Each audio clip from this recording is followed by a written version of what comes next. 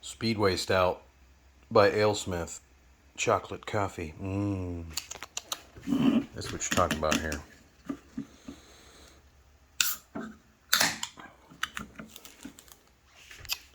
And you just do that. Right down the center.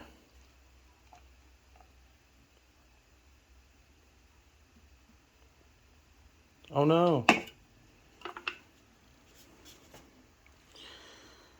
12%. One of these is good.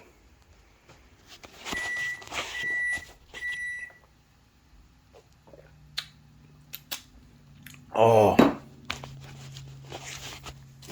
I don't even know if I got myself in the shot there. Had to drink it down so it fit. Yeah, so if you ever had a beer and the head, you can't drink the head. This head on this shit tastes like chocolate. It's amazing. This shit, one or two of them and you're good. I got some spicy pickles too.